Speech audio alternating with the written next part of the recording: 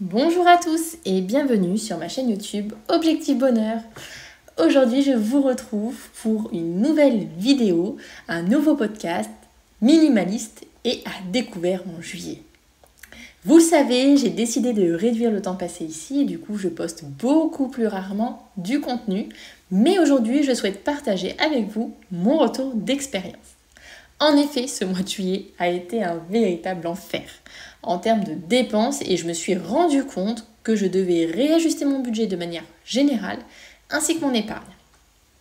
Comme chaque année, je vous ferai un budget rentré en septembre à peu près et un autre en janvier où je reprendrai comme d'habitude tous mes postes de dépenses, mes rentrées d'argent, etc., ce qui a évolué, etc. Mais aujourd'hui, c'est vrai que dans cette vidéo, vous n'allez pas du tout retrouver ça. Donc, je vais vous mettre en description le lien de notre budget 2024 pour que vous puissiez aller voir et vous le remémorer et constater que celui-ci était à l'équilibre. Du coup, ce mois-ci, je vais seulement vous présenter ce qui a pêché, ce que j'aurais pu anticiper et comment je vais faire pour plus que ça arrive les années suivantes, parce que vous allez voir quand même qu'il y a des choses que j'ai mal gérées en fait. Mais voilà ce que vous allez retrouver ici dans cette vidéo. Alors, ce mois-ci, je vais lister toutes les dépenses que j'ai eues et que je n'avais pas anticipées, mais vous verrez qu'il y en a qui auraient pu l'être. La première dépense que j'ai eue et que j'avais pas anticipée, c'est l'inscription de mon fils à un stage sportif et qui nous a coûté 160 € la semaine. Donc c'est pas que c'est extrêmement cher si vous comparez ça à une semaine de centre de loisirs. Pour autant, c'était prévu que je n'ai pas de frais de garde cette semaine-là. Donc du coup en fait ça sort en plus de mon budget garderie, centre de loisirs, etc. que vous retrouvez dans mon budget annuel. Ensuite, j'ai eu un week-end en famille pour fêter un anniversaire. Alors, celui-ci, il était prévu depuis 1 mois et demi environ. Mais en fait, j'avais pas prévu de sortir autant d'argent. Donc en fait, il y avait eu la location de l'Airbnb, un budget nourriture et puis bien sûr le cadeau. Donc là, on a dépensé 300 € sur ce poste-là, qui n'était pas vraiment anticipé. Ensuite, j'ai fêté l'anniversaire de mes enfants avec la famille parce que mes 2 enfants sont nés dans l'été et que je n'avais pas d'autres créneaux pour faire cet événement-là. Donc, j'ai dépensé un budget course de 150 € en plus de mon budget course habituel. Parce qu'encore une fois, c'était pas forcément prévu que ça tombe ce mois-là. Mais quand bien même, je pense que j'avais pas suffisamment anticipé ça. Voilà. Et puis il y a eu le cadeau d'anniversaire de mes enfants. Alors je l'avais en partie anticipé, mais il m'a manqué 100 €, donc ça se rajoute au fameux découvert que j'ai. Et ensuite encore d'autres choses qui se sont rajoutées. Donc j'ai eu 2 pots de départ de collègues qui ont quitté l'entreprise. Et donc vous savez comment ça fonctionne. On a un système en général de cagnotte. Donc on participe à cela. Ensuite on va boire un verre ou on va manger quelque part. Donc ça m'a mis à découvert de 50 € supplémentaires. Et pour terminer, on a été invité à 4 anniversaires au mois de juillet et là forcément vous faites des cadeaux et ça pour le coup ça n'avait pas du tout été anticipé parce qu'on ne pensait pas forcément être invité à ces anniversaires là, mais c'est vrai que comme il y a eu des 18 ans ou des dates importantes, voilà, des fois vous êtes invité et vous l'anticipez pas toujours parce que vous n'êtes pas invité tous les ans aux mêmes anniversaires. Donc voilà. Le constat étant que fin juillet, nous sommes à découvert de 640 €, du jamais vu, je vous avouerai. Plus jamais je veux vivre un mois de juillet comme ça parce que là vraiment on est sur de la restriction. On trouve ça trop dommage d'avoir à toucher à notre épargne. Donc en fait on fait tout pour réussir à combler ce découvert. Et je vais vous dire comment juste après. Mais avant, je vais vous expliquer les dépenses qui à mon sens auraient pu être anticipées. Déjà, je pense que le stage sportif de mon fils, je ne l'ai pas forcément anticipé cette année, mais je pourrais les années suivantes parce que tous les ans, il va se répéter. Il est organisé par club tous les ans et en fait, il est accessible à partir de son âge actuel. Donc, c'est quelque chose que je vais anticiper et prévoir pour les années futures. Ensuite, l'anniversaire de mes enfants, tout ce qui est fête de famille, etc.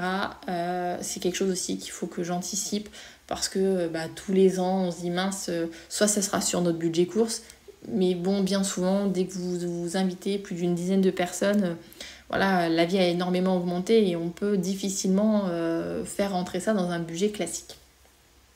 Ensuite, le cadeau d'anniversaire de mes enfants, je l'avais anticipé, mais bon, pas suffisamment. Et effectivement, voilà, on a dépassé de 100 € le budget. Donc ça, c'est peut-être prévoir un peu plus.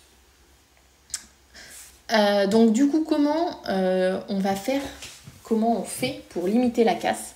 Alors déjà, merci à moi-même d'avoir organisé un gros challenge sur mon Instagram en fait. D'ailleurs, si vous voulez venir voir mon compte, j'organise des challenges, je partage des astuces pour tout ce qui est tri, désencombrement, minimalisme, gain d'argent. Et en fait, le gros challenge de tri que j'ai organisé m'a permis de désencombrer et de trier et de mettre en vente en fait énormément de choses. Et en fait, comme à ce moment-là on avait besoin d'argent, en fait on n'a pas lésiné, on s'est dit voilà, ça on s'en sert plus clairement, pourquoi on le garde, il faut le vendre, à un moment donné on a besoin de cet argent aujourd'hui, on n'a plus besoin de ça, on s'en passe depuis des mois, voire des années.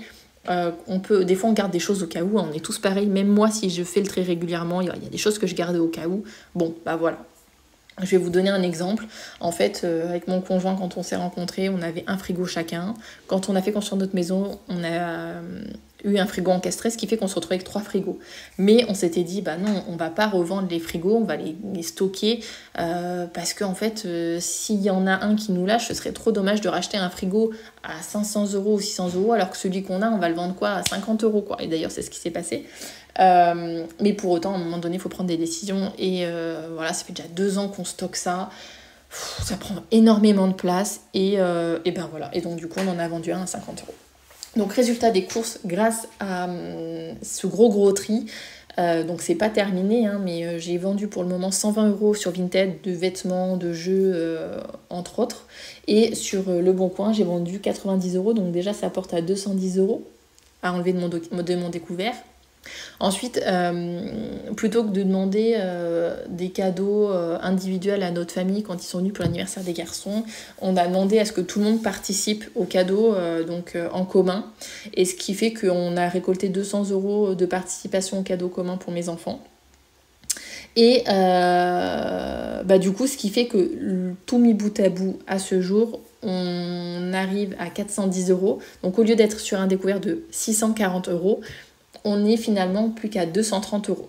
Donc là, je vais avoir plusieurs options. Soit je vais le combler avec mon épargne, soit d'ici fin juillet, on devrait être remboursé de notre crédit d'impôt de garde d'enfants.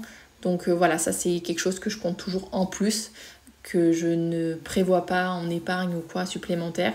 Donc voilà, ça pourra m'aider à combler mon découvert. Mais sachez que finalement, on peut être minimaliste, faire attention à ses dépenses et au final, malgré tout, avoir un découvert parce qu'on a un cumul de dépenses sur un mois spécifique.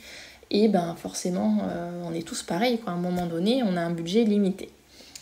La chose vraiment que je vais mettre en place sur du plus long terme, pour éviter que ça se reproduise, ça va être de créer un fonds d'épargne spécifique pour tout ce qui est cadeaux d'anniversaire, stages sportifs, licences sportives, vêtements pour mes enfants quand j'ai besoin.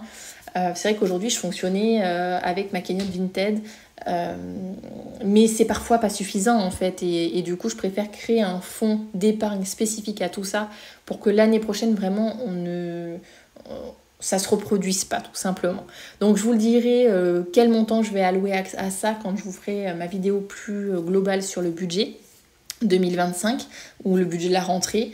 Mais voilà, je tenais vraiment à faire cette vidéo parce que on est en plein dans l'été, même si c'est pas le mois de juillet, ça peut être le mois d'août, on a les vacances qui se cumulent, on a des dépenses, on peut avoir la rentrée scolaire, comme je vous disais tout à l'heure, il y a les licences sportives qui vont arriver, voilà, il y a tout un tas de choses qui se cumulent, parfois on a des frais de garde qui n'étaient pas prévus, parfois on a des anniversaires, des enfants qui viennent à la maison jouer avec nos enfants, des activités, et on sait qu'aujourd'hui les activités, les loisirs, ça coûte extrêmement cher. Donc tout ça fait qu'en fait on peut très très vite être à découvert sur l'été, Donc voilà, je tenais à partager mon expérience. Après, il n'y a rien de dramatique parce que, heureusement, on a vraiment de l'épargne devant nous pour contrer ça. Mais c'est vrai qu'on n'a pas envie en fait de mettre notre épargne à disposition de choses qui auraient pu être anticipées du quotidien finalement. Voilà, n'hésitez pas à me partager si vous aussi vous avez rencontré un mois difficile dans l'année parce qu'il y a eu des dépenses qui se sont accumulées et que vous n'aviez pas forcément anticipé, que vous ne pouviez pas anticiper.